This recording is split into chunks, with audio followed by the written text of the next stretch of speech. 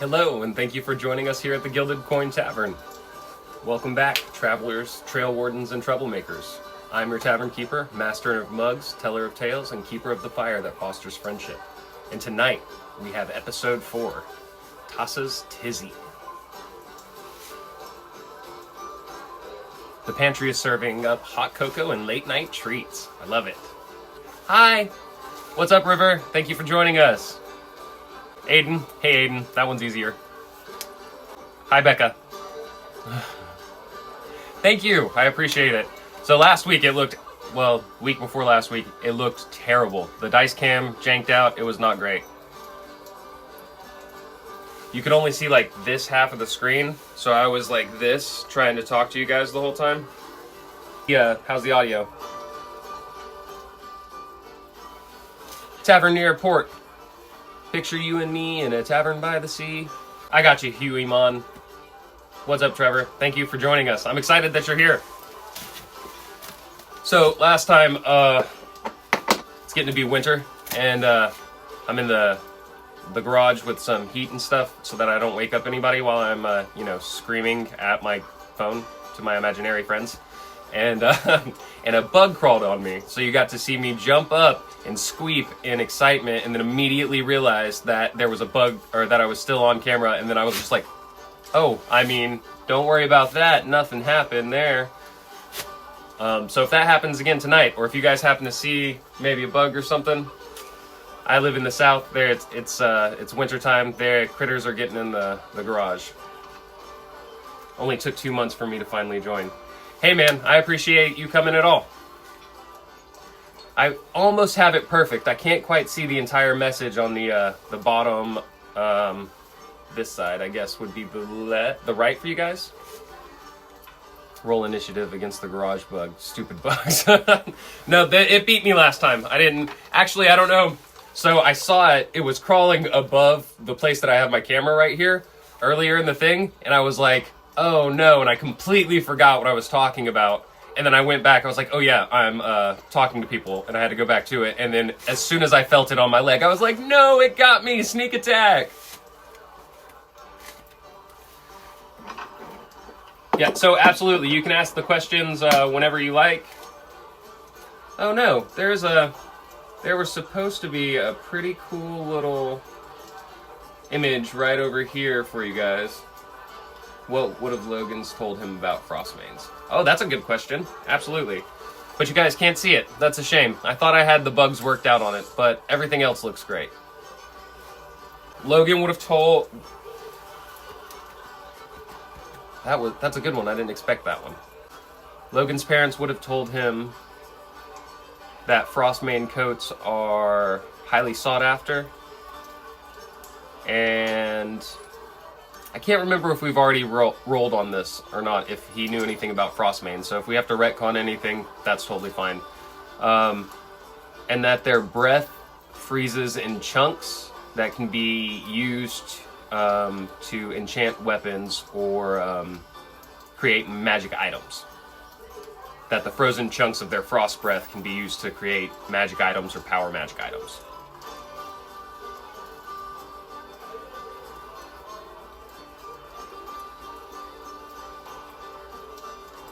Yeah, you could do that. You could ask the questions and have a flashback scene. Or you could save them and ask them through this session. If you find something in particular that you'd like, you can just save these questions, put them in the bank for now, and you guys let me know when you want to know something. It would give me more time to prepare, but what do you mean? There was no long, awkward pause that I'm going to cut out for the YouTube. There was nothing like that at all. I went smoothly from one transition to the other, and everything was fantastic. Also, so we have 2 spell slots, so I'm keeping track of that with live candles. Fire. Ooh, fire. So once we use a spell, I'm going to put them out, and then once we take a long rest, I'll relight them, and that's how we'll keep track of our spell slot. You did. Fire! Ah! Okay, cool. Well, I'm going to go ahead and redo our intro so that I can have a nice smooth one for YouTube. Burn the bugs with the fire. If we spell a fell, does the tavern start on fire? The tavern catches on fire if I accidentally take my jacket off and I elbow this Nido dragon here, and his tail hits this, and then it falls over and burns down Mama Yo's lovely wicker divider that lets me turn my garage into this beautiful tavern. And then you guys will never see the Tavern Keeper again. You will have to have a service for your Tavern Keeper. I won't light candles, but cats get in the way. At least you have no more bugs. That's true. They would all... It's like a Rube Goldberg machine. It is like a Rube Goldberg machine of destruction. Excellent. So, I'm going to leap back in now that I've got the jitters out of me. Welcome back, travelers, trail wardens, and troublemakers, to the Gilded Coin Tavern. I'm your Tavern Keeper, master of mugs, teller of tales, and keeper of the fire that fosters friendship. And tonight, Episode 4, Tassa's Tizzy. Act 1. The scene has not softened since last we left. The clearing is quiet, and the storm has gentled. Logan Wafrit Daria kneels beside the slain Frostmane. Its once beautiful coat lays marred by blood and battle. Its breath stilled, its body spills cold outward into the air, flowing like smoke from a dying fire. And there is the hole in the back of its head, blood pooling, bits of bone. It was not a neat kill. The young Waytari woman is already rummaging through the snow, muttering, cursing, and jamming the long, still spike into a gauntlet that looks like it was built in some sort of fever dream. Her voice is hyper, chattering, and distraction. Hold on. Don't get your knickers in a twist. Oh, blast it, tall boy. You scared the damn springs. 1 second. Just gotta twist this part, and... got it! Ow! She raises her wrist triumphantly. Hype. I like it. So, there we are. We have returned to our... let's see, do I still have the overlay? There should be a picture of it there, but let me see if I kept it. I did. Fantastic. Excellent. So this is our scene. We see this young Waytari woman. My Waytari is my version of a halfling gnome. It's kind of a combo. In this world, they all came together in one kingdom, and so they are the same race, and then they just kind of lean one way or the other.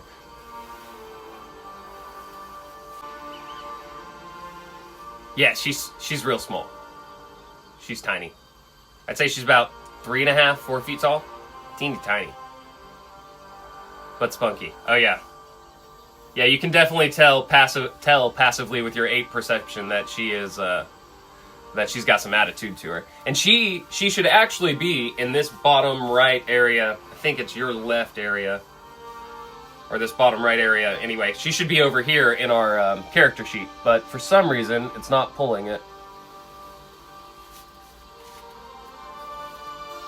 So, to recap for any of our new joiners, the last 3 sessions, we had introduced to Logan Wafrit Daria, a verdant warden, paladin of Lornell, the goddess of nature, predator and prey, the cycle of life and death. Inside of the circle of life.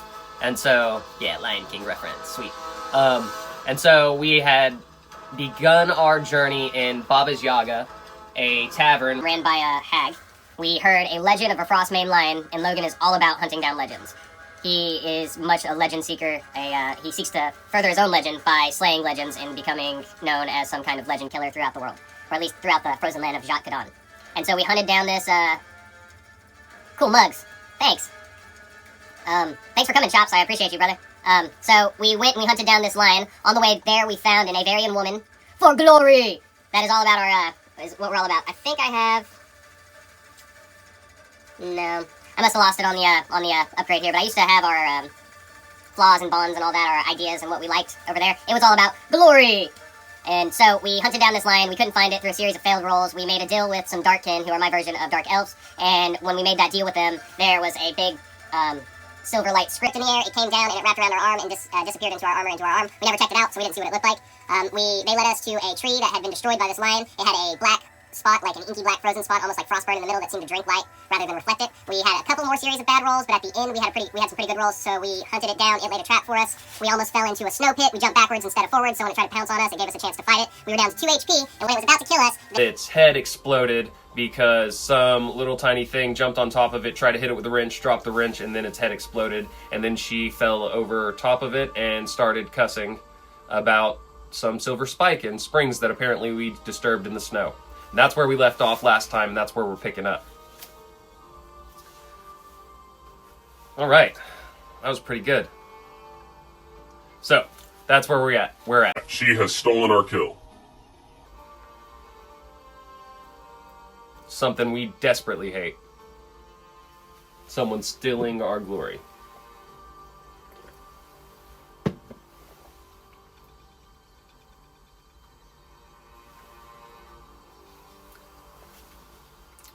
Was she trying to take the pelt too? Our pelt. So you guys mentioned the pelt to her? Let's bring that up. I didn't prepare for this at all. Don't need the pelt in the promise to someone? No, you did not need the pelt in promise to someone. If I recall correctly, you needed a heart, a tongue, and both eyes. So when Logan says, "That's fine, little one. We'll split the kill. I'll take the pelt. You take everything else." She Says, nope, mine. Stole it fair and square. Tall boy rules. You kill it first, you get to keep it. You didn't, I did, I get the pelt. And you can tell she means it.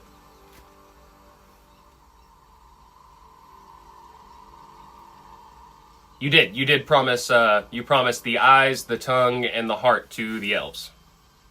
Good recap. Tipped, I didn't think you were here for that part. Maybe I was wrong. So there we stand. Verdant Warden, who is, they're essentially my version of a Goliath. They're related to giants, and the Verdant Warden is nature giants. Should we try to kick the little shit? So, I think it might be easier for me to know if you are talking to someone or telling me something. If you put it in quotations, I'll assume it's something that Logan is saying or doing.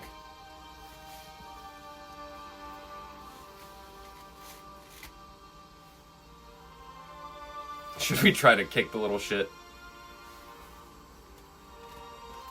Can we try to intimidate her into splitting the kill so we get the pieces we need for the elves? You could do that, absolutely.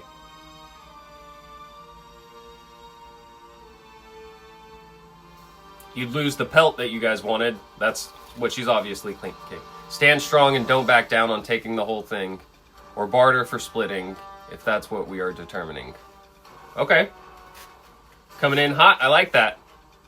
That's totally Logan's vibe, too. If you see... good, he's still here. So that's our guy right over here. That's Logan with his shield. He's also got a Morning Star and a walrus tusk knife that is the size of a short sword.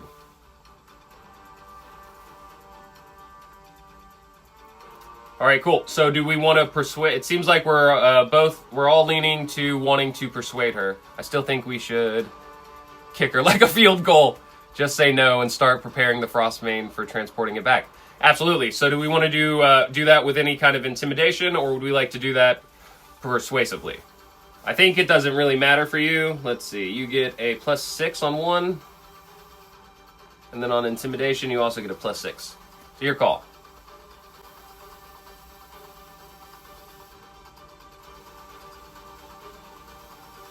kicker like a field goal.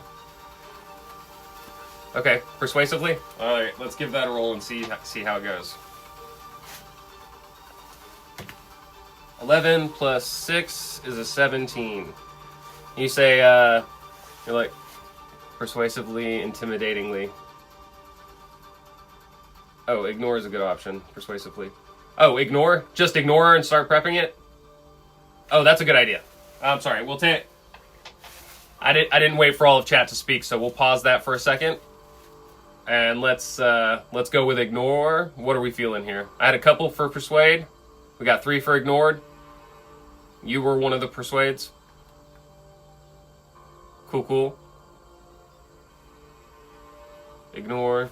Let me roll it back real quick. Stand strong, don't back down. I'm taking the whole thing. Barter splitting. Boom, boom, boom. All right, so you just start setting it up. I like that. Okay, so you guys have your Warden's Grammar, which you can see down here under your inventory. That's essentially your hunting kit. BRB have to give cat asthma medicine. No worries. Asthma is important. More important than Dungeons and Dragons. You go get that taken care of. So as you walk over, or you're already kneeling beside it, so as you take out your Warden's Grammar, it's a leather case with wooden bits, and it's about this size, and as you start to fold it out, it gets surprisingly bigger, and she immediately stops complaining and comes and starts checking out what you've got going on there. And as you fold it out, she goes, oh, what is that? Are those hinges? Oh, it's a hinge, and then it comes out, it slides out, and that makes a hunting table for you. Oh, you have tools in there too? As you pull out it like a saw, and you have a curved knife, a skinning knife, a flaying knife. You have basically a small butcher shop here that folds out into a small workstation. So as you pull that out, she is immediately just seems to be smitten with it, and she leans over and she's checking out all of your tools as you do that. And we'll start not the dice. That's okay. That's why we brought extra dice. Swat her like a fly. Oh, artificers. Eye roll. What do you mean, artificer? I don't know what you're talking about, artificer.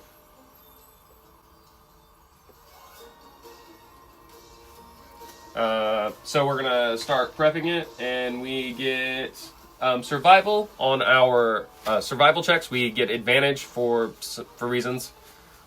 Like flicks his hand at her. She can look but not touch. She has a wrench. She does have a wrench. She does have a pretty good wrench.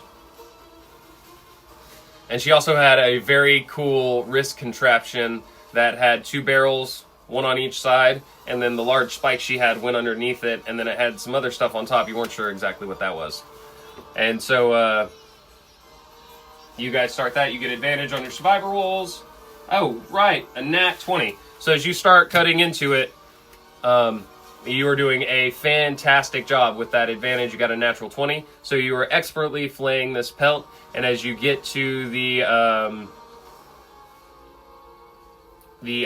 head, you go around it and you take the head off very well. You see that as the spike came through, it did burst one of the eyeballs, and it went through the tongue itself as well. And so that when she had pulled the spike out, it looks like the tongue may have been damaged a bit there as well. She sees you fretting as you see that, and she goes, oh, those, yeah, I blew the face off. Tongue's kind of pulp. Heart's probably fine. Eyes, 50-50. Grumbler about her bad shot as we cut.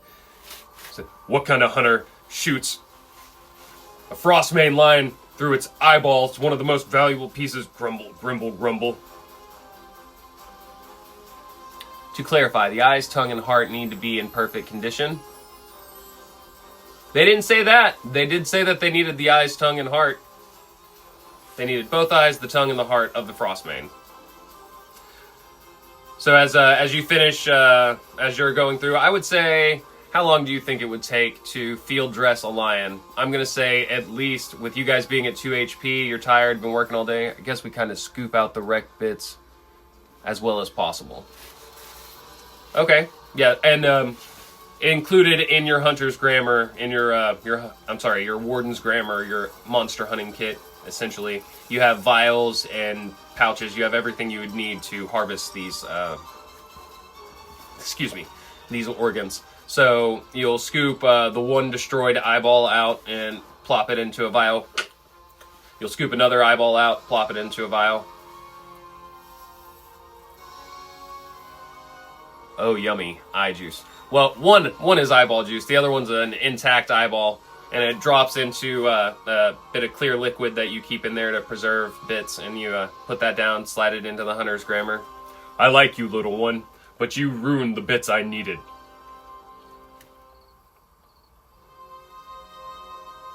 A cold hand seems to close around your wrist, gripping bone deep. And it grips just a little bit tighter as you see the state of, as you package the eyeball and see the state of the tongue as well. Oh, yummy eye juice. So you guys have got your eyeballs packaged up, you've got that, and you've got the pelt as well. Was there anything with your natural 20? I'm gonna let you take whatever you want off of this Frostmane line. Unfortunately, because of the roll that she had when she was jumping onto the back of the lion, there was a bit of an accuracy discrepancy there. So she did take out the eyeball and she took out a bit of the tongue. You guys have collected those, but is there anything else you'd like to take from this lion? Heart, absolutely. So I'll write that down. We've got eye, heart, tongue. One eye's messed up, one tongue messed up. Fantastic. Do we know if anything else is valuable or has magical properties? Yes. If you recall from the Lucky Rabbit's Foot, Lucky Lion's Foot, yeah, you could do that. Would you want to keep the fur on the lion's foot then? Just on the foot that you want to keep and preserve or whatever?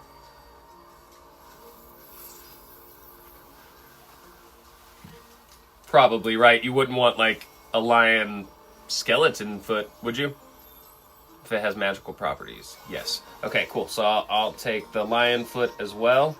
And if you recall from the question we asked at the beginning, the actual, very soft. Yeah, I imagine, so as you hack through the bone and cartilage that holds this lion's foot to its body, you do think, wow, this is some of the softest fur I've ever felt in my life. It's almost silky, but thick. And it is cold to the touch, though. It does not feel warm at all. There are waves of cold radiating off of this. And as you take that, you store it as well. You get the heart. You've got that packed away. And from the beginning, you did know that your father had told you that the lion's frozen breath could be used in magical items or as a magical component for spells, potions, what have you.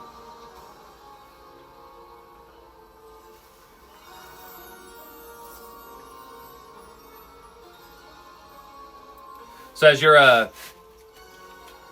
guys are dressing the lion, frozen breath, is that something we can catch in a vial from frozen breath? Is that something we can catch in a vial from the fur side, or the entire pelt radiates cold? Oh, there are any breath chunks we can take? Absolutely. So what you got going on right now is with the frozen breath. What you know about that is that the actual frozen chunks of it that are still on the ground from where when it had reared up on its back legs and roared out to you, and you had an icy blast of breath that you had actually managed to dodge for the most part, so you didn't die. Loot. Absolutely. Cool. And I'll say that you guys probably would take some of the lion's blood as well. So I've got a little vial here for you as well that shimmers. Can we take the lungs and propel air out of them?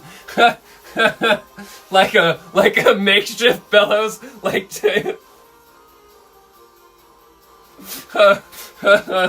lion's lungs. Yeah, you can have those. We can see if we could do something with that. I don't know about a bellows, but yeah, I hear you. So we'll take the lion's lungs. We've got some blood. Got the heart. Does that work?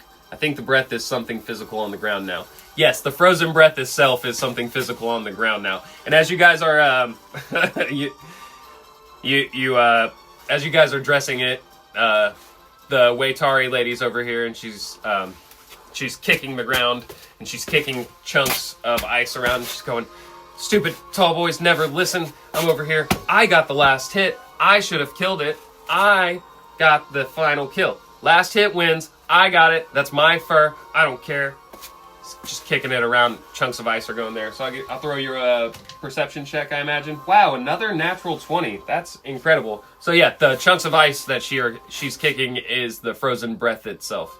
And once you look at it closer, you can see it looks like regular chunks of ice. There are flecks of black in there.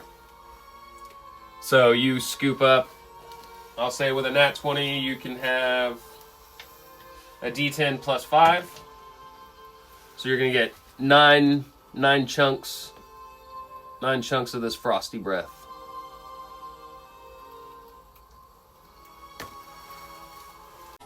Little one, stop kicking it. That's mine.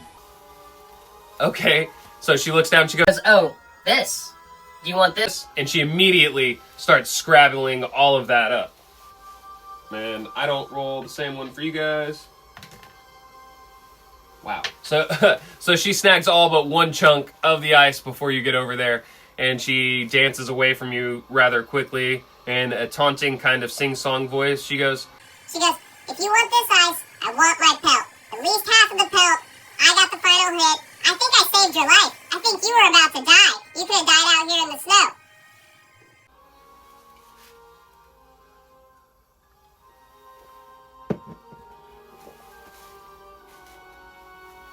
So you guys snag only one chunk before she quickly scrabbles up all of the chunks of frost on the ground.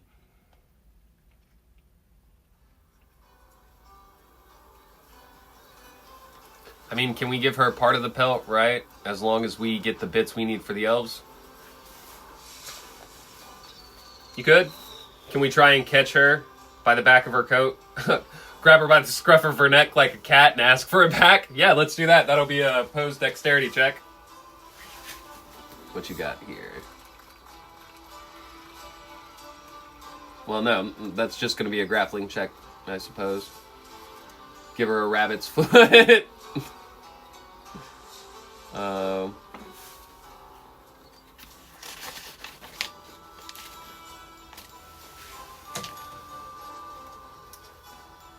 So you guys net 18. And wow, that's not how I thought this was going to play out at all. So as she gibby hands for the ice chunks, but just palm her head like a football and lift her to the eye. So you just so as she's scrabbling away with the ice, her foot slips on the ice and she slides down, and you catch her by the top of the head. The visual of scruffing her.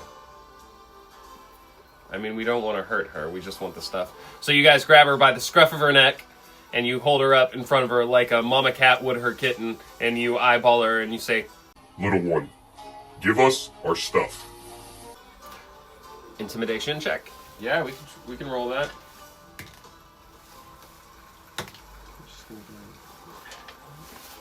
And so you say, drop the ice. And she immediately just hold her off the ground and stare her in the eye. Okay? So you crinkle your brow. I'm going to give you my best angry dad face.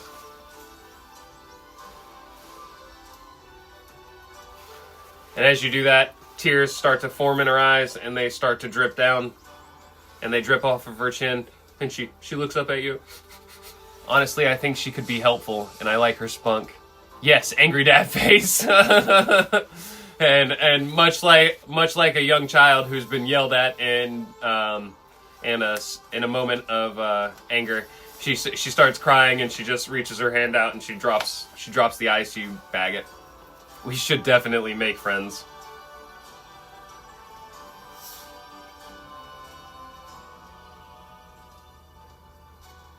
Well, you just rolled pretty well on your intimidation check, and she's crying. Offer her one back, but she is definitely like a child. Yeah, it's hard to tell with the Waytari. They're small and they're about child sized already, you know. So she's about 4 foot tall, which is, aw. This could be a moment, Logan, for Logan to make a new friend. Stop crying. Tears will freeze in this cold. As we take all the stuff, toss her an extra lucky lion's foot for help with the kill. Okay, alright, so you guys leave her, you give her a couple chunks of ice and one of the lion's foot, and a lion's foot.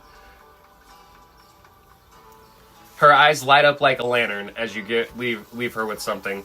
And she goes, This here will be great for my I lost her voice. Yeah, that's good, I think. She said, This here will be great for my dark spitter Mark IV, Tizzy's take. Sharp Eye, ooh, hold Sharp Eye, he's gonna faint when he sees this one.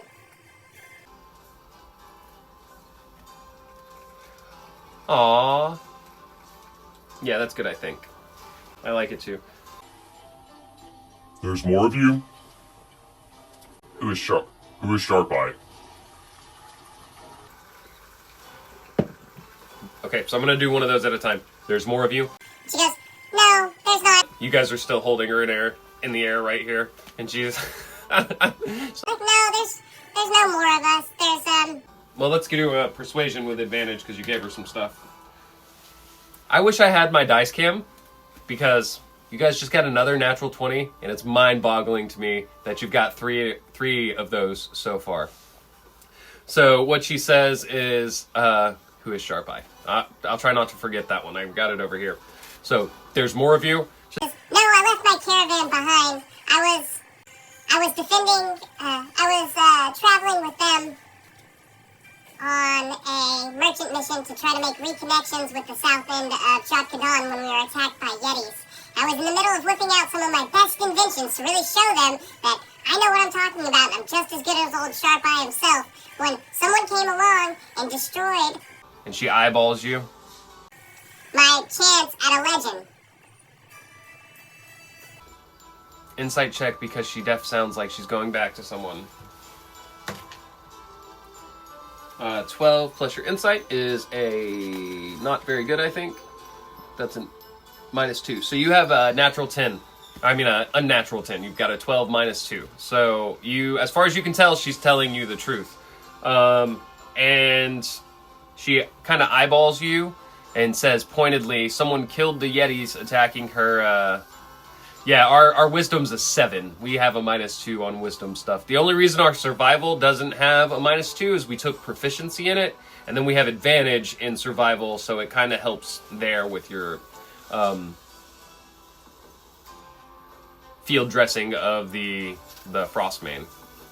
And if any of you new people don't know, one of the things that one regret that we have, is that we happen to come across a Waytari halfling gnome. We dum-dum. Yeah. Our intelligence is not bad at all. Our wisdom just sucks. Our intelligence is like 14. Let's see. 12. So we have a +1 to our intelligence checks. So you're realizing now that this is the one of the legends that you currently have attached to your name. One of them is that you fought a polar bear with your bare hands and you beat it, and that's how you have your polar bear armor. A second legend that you have attached to your name currently is that you single-handedly stopped a Yeti ambush from taking out a group of Waytari merchants traveling. So you're realizing that this is the young lady that you stole the glory from. Don't know not to put tomatoes in fruit salad. To her comment on to the Yetis, You're welcome. she rolls her eyes at you. Who's Sharp Eye is what you said. Sharp Eye is the master. I forget what his exact title is, but he's the master gate gearwright, I think is what he's called. Yeah, he's the master gearwright of Waytu, which is located in another continent called Kinria, and he is the one who controls the defenses for the city of Waytu, which is the main city for the kingdom of the Waytari, who are your, again, halfling gnome hobbit-like people.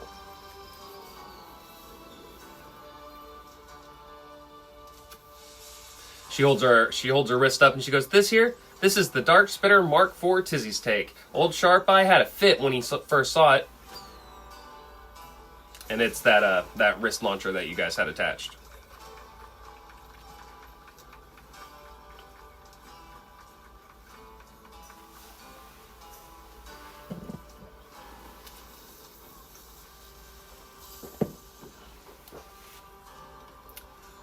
did that. We didn't do that. Let's see what else we got.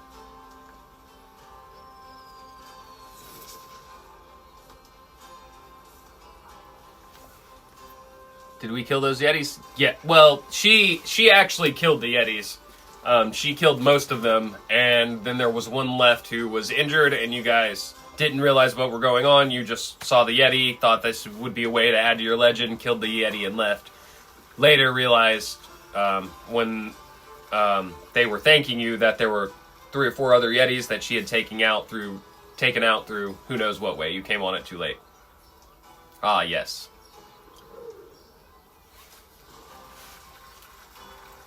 Don't look at me. This is your backstory. You guys came up with this in episode 1. I'm nervous. If we aren't careful, she's going to turn into Donkey from Shrek and follow us around singing everywhere.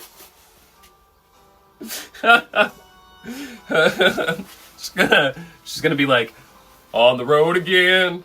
I just can't wait to get on the road again. And then I ate some rotten berries. I like that boulder. That is a nice boulder.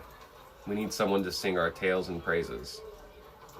You could always. You love people singing tales and praises. Tales and praises.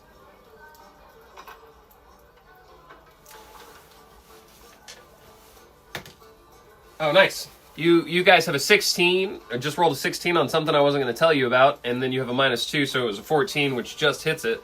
So as you're speaking to Tassa, she's spunky and she has skills we don't. That's true. A minstrel. She doesn't. She's not necessarily a minstrel. She definitely seems like she talks a lot. So high above you, on a branch, untouched by the snow, a pale figure watches, silent, judging. Its feathers' edges ripple in the sunlight as it flies away, silver edges flashing. Plop her back on the ground and get ready to move with the Frostmane. Look back at her and say, Do you have shelter? she will compliment our skills. Yeah, she very well could compliment your skills. She looks down at her feet and kicks, and she said, Well, I kind of followed you here from that creepy old lady's tavern, so no. oh man, Terminator voice. I'm not very good at the Arnold Terminator voice. Come with me if you want to. Come with me if you want to live. I can't do the Terminator voice.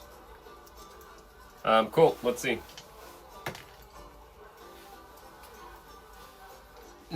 Nicely done. Thank you. I tried. I appreciate that. Basically, roll her eyes and tell her to follow.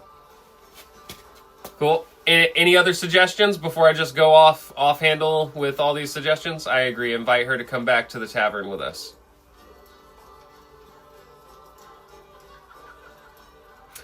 And if you do recall, you did see Baba's Yaga walking south on its timber-like chicken legs, claws digging into the ground at a fairly steady clip as you guys were coming north to find the Frostmane. I agree. Invite her, literally typing the same thing. Ha ha ha.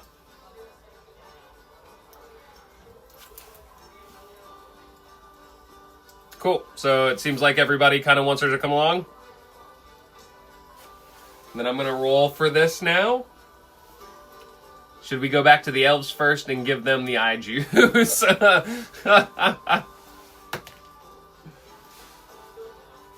Right, 4 plus a 6, that gives you a 10, but I think she already kind of likes you, although you did scare her a little bit. So I think let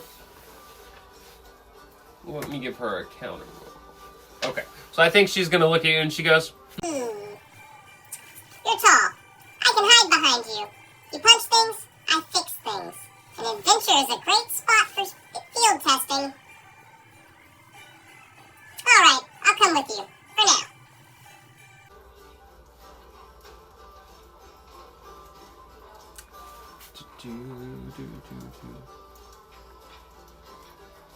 Should we go, how are we doing on our survival out here in the cold? Oh yeah, if we have time, I'd say elves. Otherwise, try the tavern. I forget what time it was when you guys left off last time. Let me think. It was probably, let's call it mid-afternoon. We'll call it afternoon. Afternoon to mid-afternoon. New here. What's the travel distant time to the tavern and the elves? So the tavern, as I was telling you, was traveling south. So what you guys know of the tavern is it is a little bit of a kind of a cozy, ramshackled tavern with weathered eaves and kind of moss-draped vines across it. And on the inside of it, it's got a whole nice, cozy, dingy vibe. And it, when you guys were coming north, it had come up onto chicken leg-shaped wooden legs. And they were clawed, and it was walking south at a fairly steady clip. It was called Yaga's Baba. Love that cozy, dingy vibe. Yeah, super cozy, dingy vibe. I feel the magic pact will screw us if we don't. Yet, if you recall, you when you observed the one eyeball that had become eye juice and the damage to the tongue, the pact that where it had grabbed you on the wrist that you guys still haven't looked at yet seemed to flare cold, and it lingered with like a cold, almost like you held an ice cube too long kind of deal. I feel magic pact will screw us if we don't. Yeah. So that's great. Let's go. So I imagine you guys do have 2 health. Fine, I guess we'll look at the stuff on the wrist. No, it's fine. I don't want you to. You don't have to look at the stuff on the wrist. I don't know what you're talking about. That's just, no, it's cold out. Why would you guys take off your gloves? That doesn't make sense. There's nothing on your wrist. You don't even know if there's a thing on your wrist. You have no interest in the wrist. Alright, you take off your glove, you look at your wrist, and there's nothing there. There wasn't anything. It's fine. Do we feel it? Now I want to know what's on the wrist. So it just is similar to that silver script you had made. Can we lay hands on ourselves for some HP? Oh, the cold hand thing. Yeah, the cold hand thing. So it's just, it's like a blue-silver tattoo, almost, that wraps around your palm and comes up to your wrist here, and it is faintly visible. You can see it gleaming lightly, and it is definitely burning with a bit of coldness to it. Yeah, you guys can lay hands on yourself, as long as you can touch yourself and you are willing. Are you willing to touch yourself? Are you willing to touch yourself?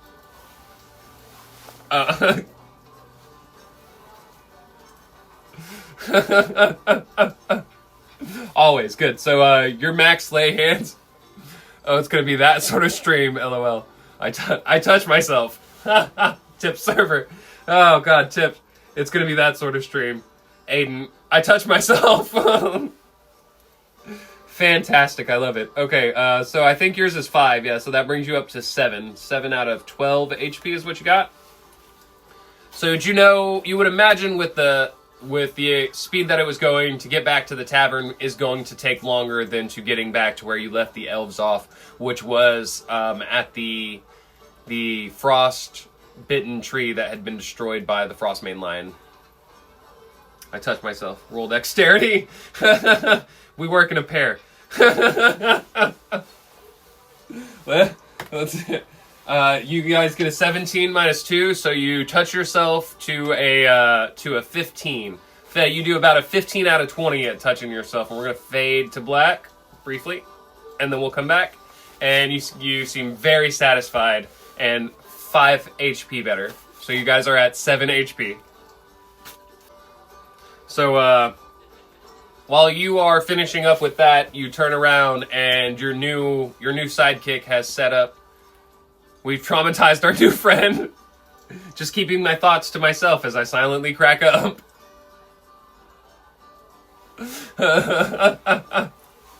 So, oh man, you guys made me laugh again and I forgot. Oh yeah, so your new little donkey-esque friend has set up a small fireplace and has got some of the meat, presumably from the lion itself, cooking on a spit, and is just setting up camp for you guys to be comfortable.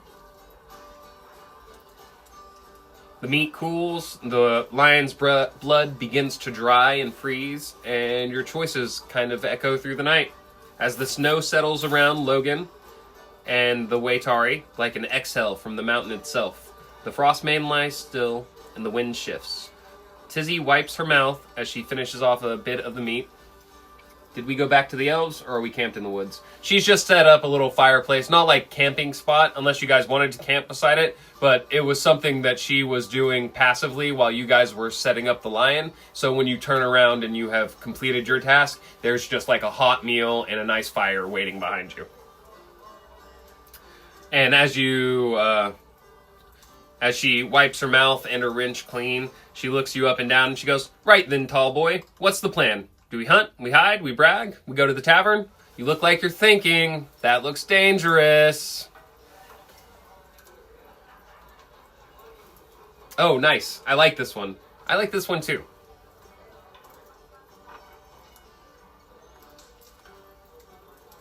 So, where to next? It's up to you guys. Choices abound. It's your tavern. I just keep it. Elves!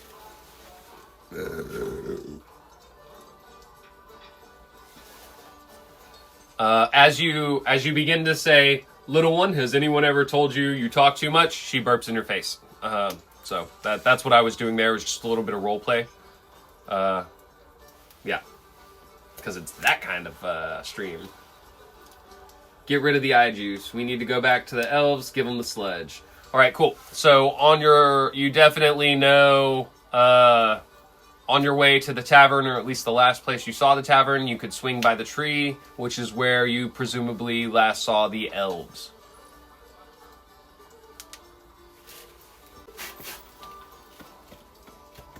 We need to go back to the elves for sure, if it's on the way, and pray that they accept the not-so-intact pieces. So, the claw-marked tree still stands where where you had last seen it. Its ink-black center drinking in the light, but now 3 figures wait around it, the Darkkin. They don't seem to be hidden, they don't seem to be patient, and they don't seem to be particularly pleased. Did the meat not heal us a little more? No, meat doesn't heal you. You have to use a spell, you have to long rest, short rest. Oh, I'm sorry, you also could have in that amount of time taken a short rest. So with your short rest, you can roll 1d10 hit dice, and you get that plus your con, so that's a +2 for you guys, and you get that amount of health back. Agreed about the others. So I will do that as well. You guys want a short rest? Use a hit die. The food will not heal you, but you have... Alright, 7 plus 2, that's 9. So that's going to pop you guys back up. Well, your total's 12, so you guys are back up to 12. Yeah, you were at 7 out of 12. So you are back up, your total's back up to 12. Yeah, so you guys are completely healed. You're good to go. And if I'm not mistaken, you haven't used any spell slots or anything like that either, so you don't need to do a long rest. So, you guys head back to the tree. And I'll jump back into what I was saying. So now the 3 figures wait around it. Vaisha, the dusky-skinned, dark-haired darkkin with sparks of color streaking through her hair, silver eyes narrowing. Warden, you returned with what was promised? As she squints at you. Yoon's green-skinned form does not appear to fog the air with breath, and Lyrie's smooth gray-skinned fingers twitched with interest as you approach.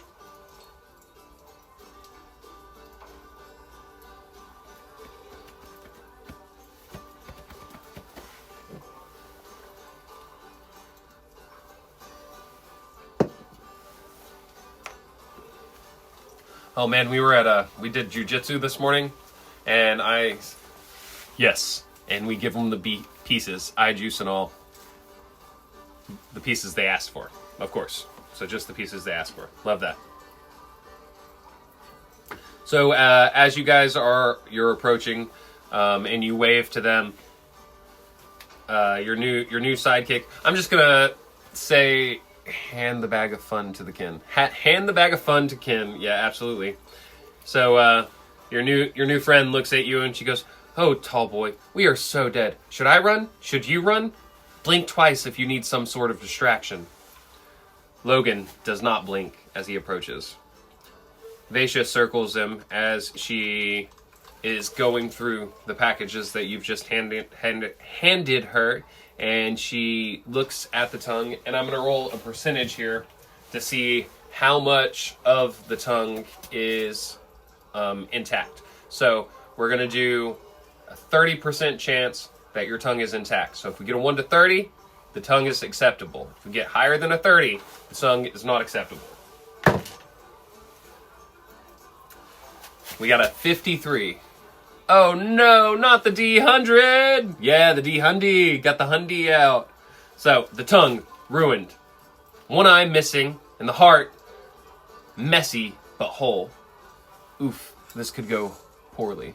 And then you hand her the other eye, the other eyeball, and let's see how the D100 goes for the eyeball juice. So, for the eyeball juice, I'm going to say you guys rolled very well with it. You got a natural 20, so you got all of the eyeball out, and you've got it into a vial. So I'll give you, think, maybe a 60-40. So if we go 1 to 60, we got it. Anything higher than 60, we don't got it. This could go poorly. We got a 29. So the eyeball's good, but the tongue is ruined. Absolutely unacceptable. One eye missing. Oh, is this could work. You asked for these pieces. They've been provided. Your wrist flares slightly. Not painfully, but just a bit. Like the silver light is winding its way through your veins. Almost like frostbite, but in reverse.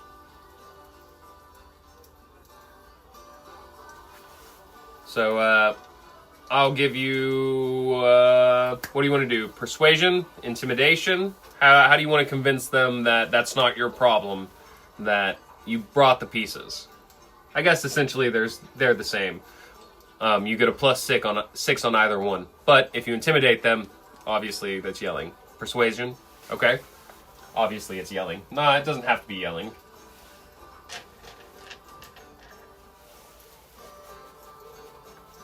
Oh, wow. 4 answers in a row. You guys are so quick these days. You got a natural 1. You guys got a natural 1 + 6, so that's a 7. And that's not good. That's a big oof. That's a big ol' oof. That's an oh no.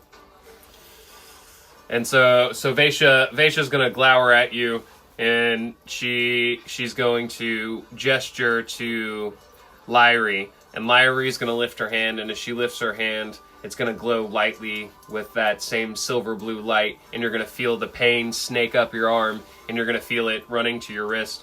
And Tassa's going to go, Tall boy, what's going on? Do you need a distraction? Should I support emotionally? What do you need from me?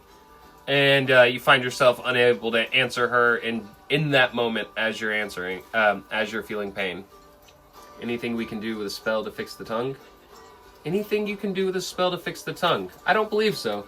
Your spells are listed right here, and if I don't think you do. You have Cure Wounds, but it's dead, so that's not going to do it. Do we have Mend? Yeah, I don't think Mend's going to cut it, because that fixes like an item. This isn't like an item. No, you're good, buddy. I was just, you're good, Huey-mon. Oh, my bad, I didn't see the list there. It's all good. I was just letting you know the spells are over here. It tells you your casting, stuff like that. You have your stats up top here, and that's going to tell you how your persuasion goes, your survival rolls, and stuff like that. Down here is supposed to be a picture of our friend standing beside the lion that she killed for us. And then right under us here we have our inventory. And that's a great segue for this section here, which is links to the lovely Gilded Coin Tavern. So please join us at the Discord, the YouTube, or continue watching us on Twitch. If you guys would like to hit me with a follow, That'd be appreciated. Yeah, so as that cold, burning sensation crawls its way up your arm, and Lyrie steps forward, Yoon speaks for the first time that you've heard. Smiley face. Nice. Oh, my bad. I didn't see the list there. Oh, I already said that. Ask if they'd consider a couple of breath chunks as recompense. So as she starts to step forward, and the two females of the group seem to be looking at you with a bit of panic and anger. Their eyebrows drawn and her hand glowing blue. You feel the pain creeping up your arm as they approach. Your new friend seems to be in a bit of a tizzy, and Yoon steps forward, the green-skinned, yellow-eyed, dark-kin, with emerald green hair. And for the first time he speaks, and he has a deep musical voice. And he goes, "Explain, Lyrie." Well, that's our voice, isn't it? So it's got to be less than that. "Explain, Lyrie. Perhaps he'll understand. Perhaps he'll be able to help." And so Lyrie steps forward, and she says, "The reason we seek these items are for one we seek to restore. He was the heir to the patriarch of Nased Fell, the kingdom under the mountain. His soul lingers, but it refuses to enter his body. It's anchored in the flow, and it's not allowing him to come back. We had planned to use sympathetic magic by replacing his damaged parts with the parts from the beast." Her eyes flick to Tizzy, to your new friend, and your new friend waves kind of awkwardly at her. "Hi, yeah, sorry, kind of blew the face off. Not my best shot." Are we in a cult now? No, you're not in a cult now. And as the Darkkins stare at you and her, Vaisha closes her eyes, and she says, "This path is broken now, and so another must be carved." She touches Logan's burning wrist, and she says, "You still owe us the heart of a legend," and she squeezes it. "But not today." And the snow swallows them as they fade into the shadow, and Logan's scripted tattoo fades, doesn't disappear. And your new friend looks at you and says, "That could have gone worse. Did you make a deal with the Darkkin? What is going on?" And that's the end of my little cutscene I had prepared for you guys.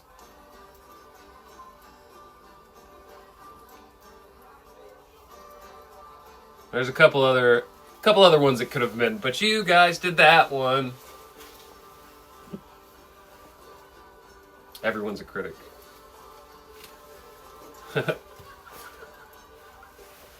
Everyone is a critic.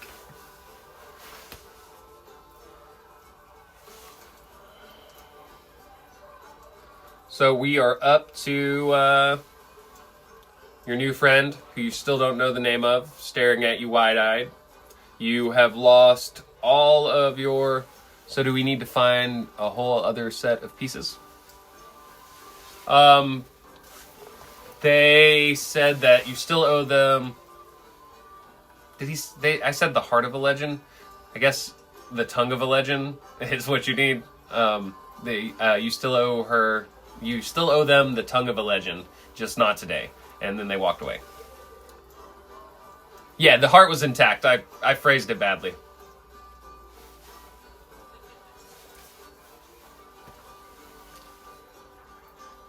I feel like they're going to come after our tongue at some point.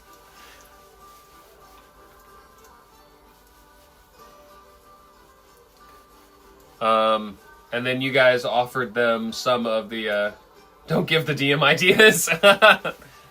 What? Darkkin assassins stalking you in the night, trying to cut off your body parts? I would never. Let's go back to the tavern with the little one and fill her in on the backstory. Oh, I mean, I bet they're gonna give us some dope armor and weapons! Next time we kill a legend, we take it together and just have it on hand. There you go. Yeah, yep, you could just have it on hand. But you guys still did keep some stuff. You got some Oh, keep its tongue. I see. Yeah, yeah. That could work. You guys did get some stuff. You have chunks of breath. You gave one to Tizzy. One of you said that you wanted to give one to the Darkkin, and that's why I allowed them to take that momentarily as they left. And they said you still owe them the tongue of a legend, but they accepted your offering of that, and then they fucked off. So then we have I can't spell. Yeah, you can't spell. Tongue's spelled Tongue. That's how you spell it. Tavern for a drink. She also has a foot. Yes, she also has a foot. So after your interactions with them and talking with that, it's afternoon. So let's see. It was mid-afternoon. So we're going to say it's probably heading into late afternoon, early evening. Tavern for a drink and a new mug. Cool new mugs! What up, mugs? I don't know if anyone told you, but they're obsessed with trying to steal mugs, apparently. Oh, when we get to the tavern, can our new friend, check out the wrist tattoo? Yeah, I mean, you could. I always like to show off my new tattoos when I get them. She could do it on the way, too, if you like. Although it is getting to be evening time and it's kind of late. So what would you like to do first? We're gonna head to where we last saw the tavern, or do we want and show her that on the way? Or you tell me. The world is your oyster. See if it's identifiable as a curse. Oh yeah, absolutely. Tavern first. Get to the tavern first and then check that out. Okay, cool. Safety, then we can chat. Yeah, that's a good idea. Tavern first, then chit chat. All right. Anything else we want to do, guys? We're gonna go head over to the tavern. Fantastic. So we head back towards the south, and as we're heading that way, guess what time it is? It's time for a random encounter die. Oh.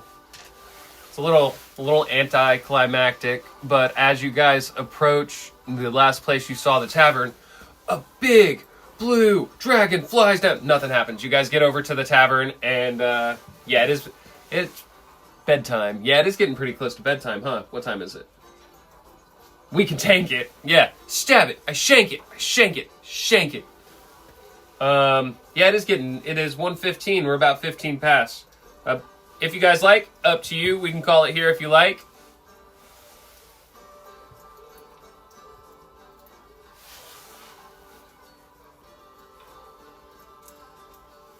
Boop the snoot. Just boop it right on the snoot. Boop.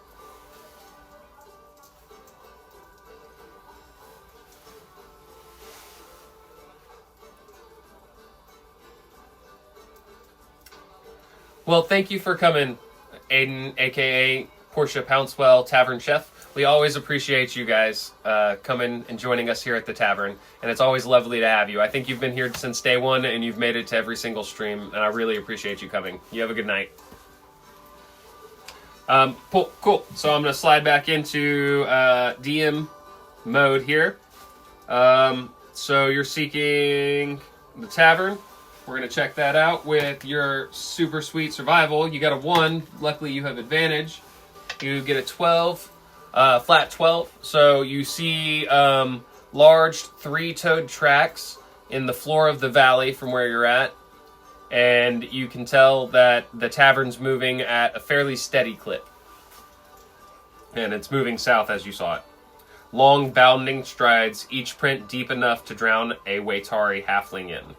The August Baba has moved, and it seems like it moves pretty fast. The wind howls through the valley, and your new friend, who on the way I'm going to say you guys probably introduced yourself. Maybe you're going to introduce yourself at some point. Your new friend taps her wrench to her gut and said, "Well, that's rude. I wanted a snack." And you can hear a surprisingly loud grumble coming from a small woman, small Waytari female, and it's.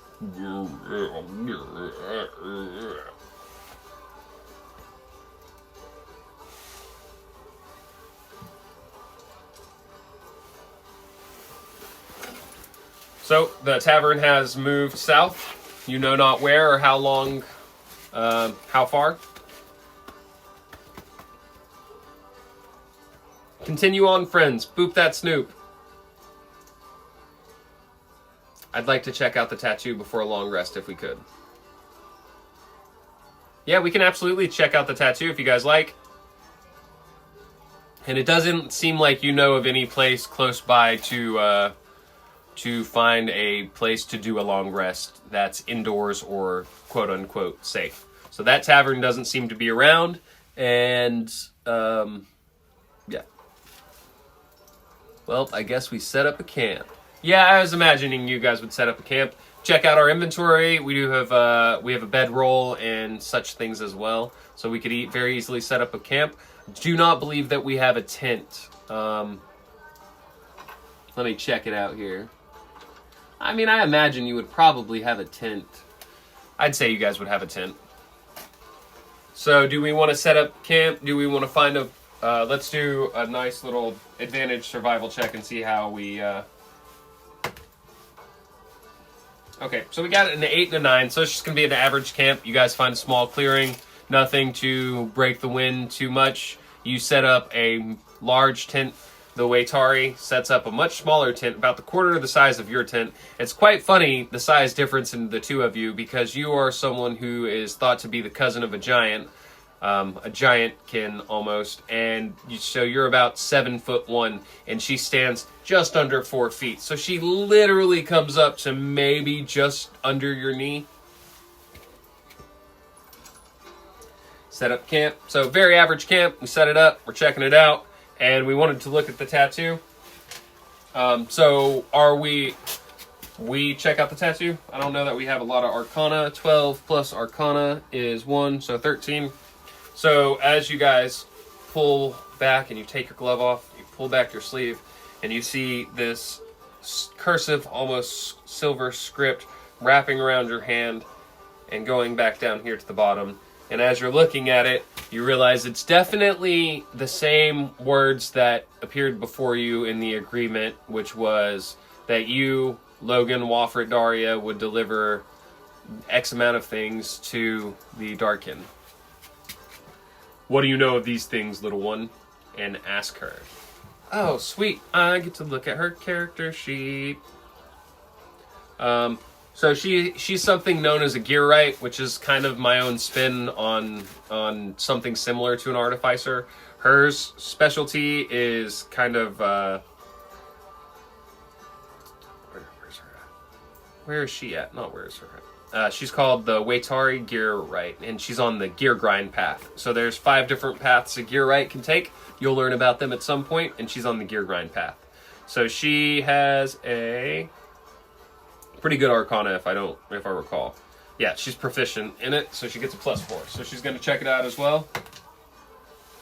She gets a 14, which is only a couple higher than yours. And from what she understands, she goes, "Oh, tall boy.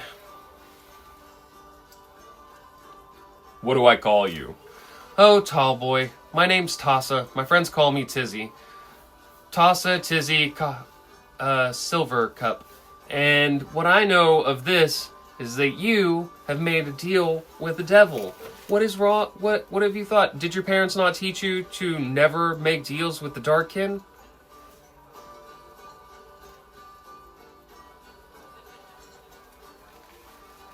So you seem to be bound by them. "Ships Mingo, I just realized we never actually asked. I just assumed we had." Yes, her name is Tassa Tizzy Silvercup. Can we ask Tizzy if she knows what the consequences might be of breaking the promise? She got a 14, so what'd she know of this?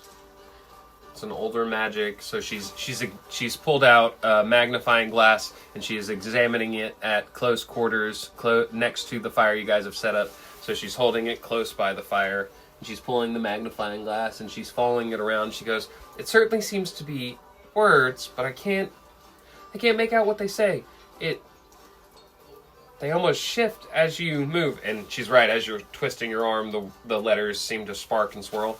And she would say that I can definitely sense divination magic from it. And maybe evocation? Something like that.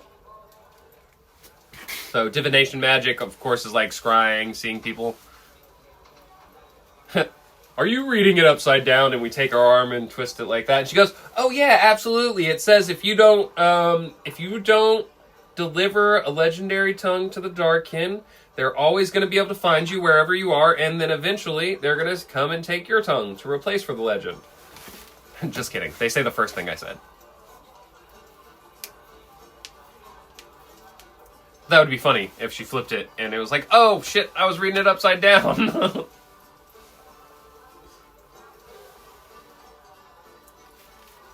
Sus. No. You guys are the ones who said they were going to steal your tongue. I said you did a good job. And they did say that you still owe them. I said that they said that you owe them the heart, that you owe them the tongue of a legend. They definitely said that. I'm not a sus DM, you're sus DM.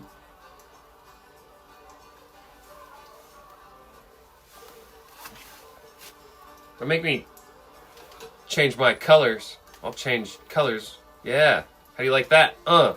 Boom. Yeah, that's what I thought. Rainbow sus DM. No, there's not.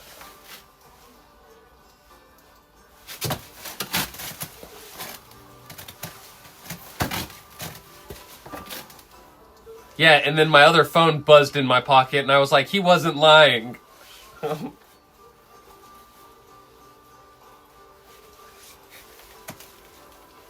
So yeah, she does it. That's all she tells you. Divination magic, from what you're going to understand, what she tells you from that is that they can probably figure out where you're at in any given time.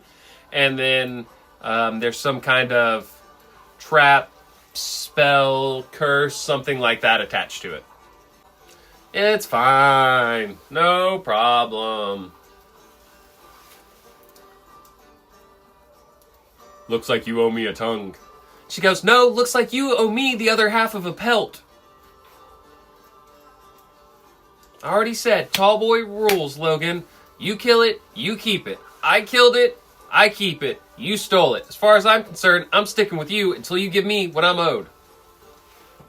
She grumbles about her mom not understanding, and just kind of seems to have a big, like a teenage runaway vibe. Whoa, lots of stuff. Does she know her name yet? Okay, well, when we go to bed, use the pelt as a pillow so she can't take it. I'll trade you the pelt for your tongue. And let's see how that goes. I like that. 16 plus 4 for persuasion on your charisma check there, so I'm going to say you get a dirty 20. And she just laughs and laughs until tears are coming down again, but this time tears of laughter. And she goes, oh, you're funny. I like you. I think we made a good choice. And then she rolls out her bedroll and slides into the tent, and she goes to sleep. And you want to use your pelt as a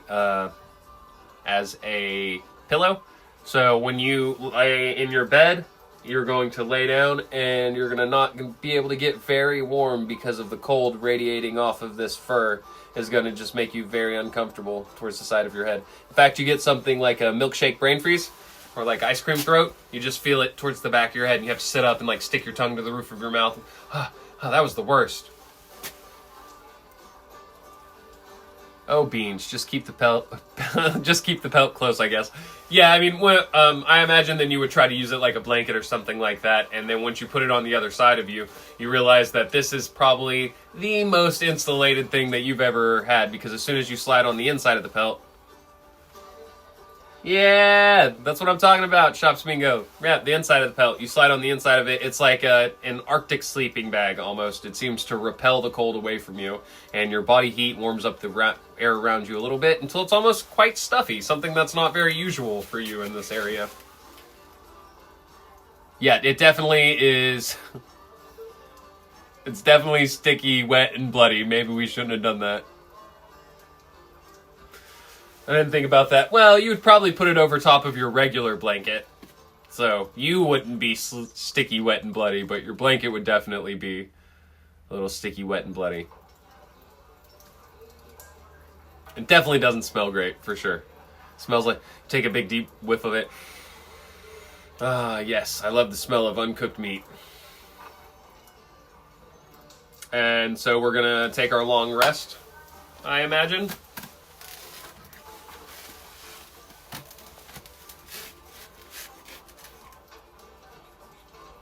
It smells like glory. Logan takes a big deep breath and goes, but he can't truly enjoy the glory because he does know she got that last kill. That little Tizzy, she got the last hit. She took the kill. The glory doesn't quite sit right. You smell it and you 75% enjoy the smell of glory. You're like, I got about 75% of that glory. She took the last little bit of the glory. We did most of the work. Yeah, you guys did very well. I was very impressed with you. I was worried that the Frostmane that I had originally planned, because I didn't think... I was like, oh, cool, so they're legend hunters, but they're level 1. So when they hear about this legend, surely they're not going to go, oh, let's go hunt down this Frostmane lion. And I tried to make it very clear that this was a badass legendary lion. And you guys were like, we're going to fight it. Let's fight it. And I was like, are you sure? And you're like, we're fighting it. And I'm like, you guys are sure you want to fight it? And we're like, we're going to spend the next 3 episodes fighting this lion, I swear to God. And so you went, and then you did a great job. We can take them. You sure can. We should have a cloak made out of the pelt, but use a small amount to make Tizzy one too. Oh, that's cute. So you guys have matching like cloaks that kind of look like this material here. Yeah, I thought so too. That is adorable. It's a little mini-me. OMG, yes, we could have matching outfits. Oh my god, matching outfits. Okay, cool. So you guys are going to take your long rest, and as you fall asleep fairly quickly and fairly peacefully, you're going to feel a green and amber light. Oh, now the mini-me from Austin Powers memes will begin. Oh, yeah. Oh, yeah, mini-me. Oh, God, he was the best. All I can think of when I see him is fat bastard going, get in my belly! And then I also always think of him being like, I eat because I'm sad. And I'm sad because I eat.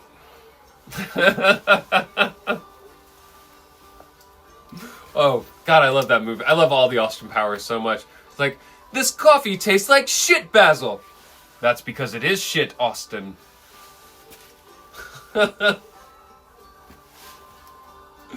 It's a vicious cycle. Yeah, it's a vicious cycle. Oh, man. There was a good quote we had last night, IRL. It was such a good quote. This green's making me dizzy. Hold on. I'm going to switch it back. We'll go back to that. Oh no, I lost the firelight.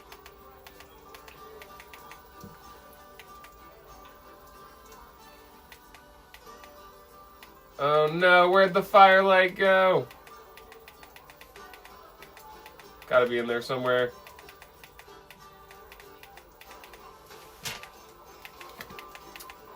Anyway, it was a Boondock Saint quote. It was a Boondock Saint quote. They were doing a heist, and during the heist, they got a bunch of rope to prepare for it. And I was like, what do you need all the fucking rope for? You and your fucking rope. It was so good. All right. Orange light. Where'd you go to? Or green. Green would be cool, too.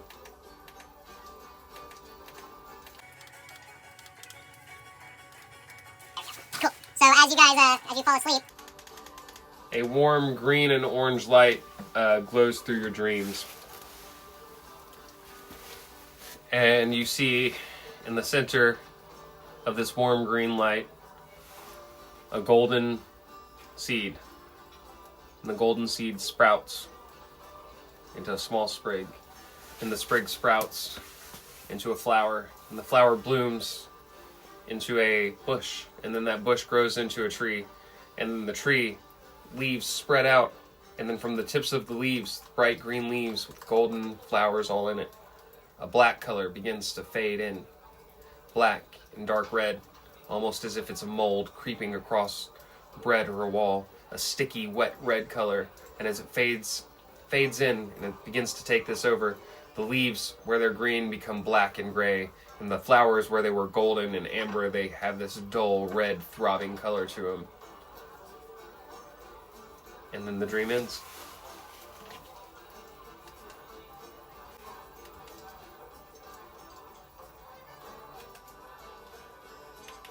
No! Oh, goodness, no.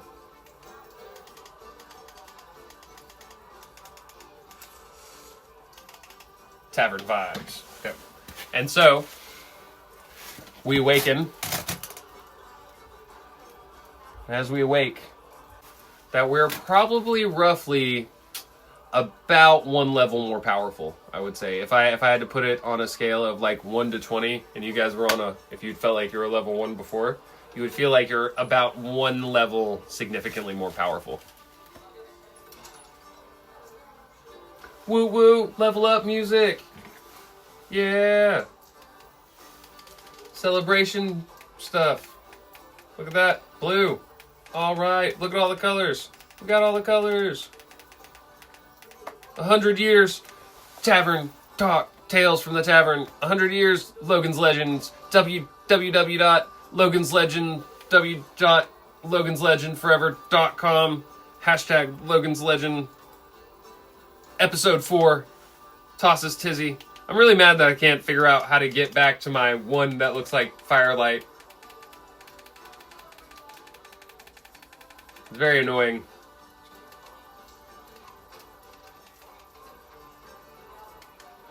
Effects. Oh, I almost found it. There's the blue one.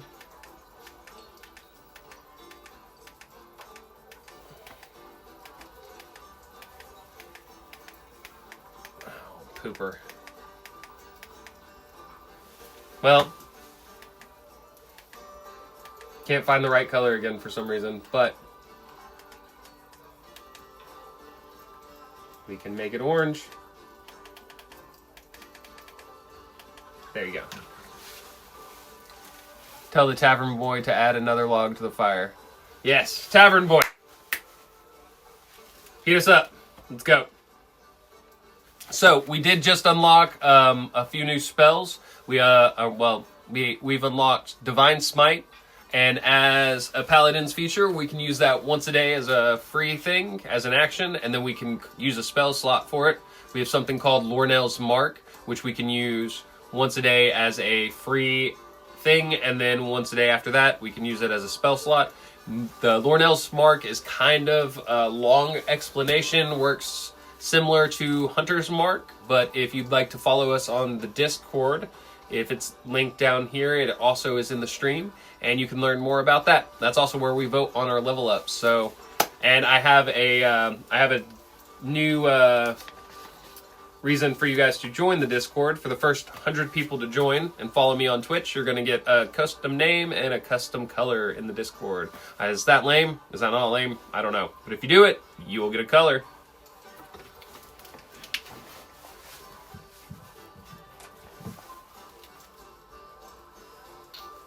So I think an hour and a half in, we're 37 minutes over, guys. So I think we're going to pause here at what we're going to call... We're going to fade to black at us awakening in a cold sweat from this dream. Do we still get a color if we're already in it? Well, if I'm not mistaken, Hueymon, you have a color already because you're super special and want to be in the IRL campaign. So you are part of the Coins and Shadows purple color role. But if you would like a different color, let me know and I will make that happen. And then I'm going to use your PC's name as your character name, unless there's a different one you'd like. Kale Thornleaf, I believe is what you said his name was.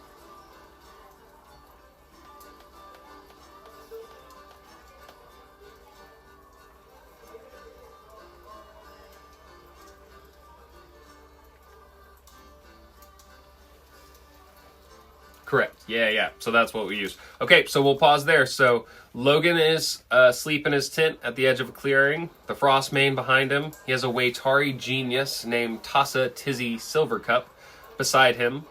Debts, both mortal and mythic, are coiling around his wrist.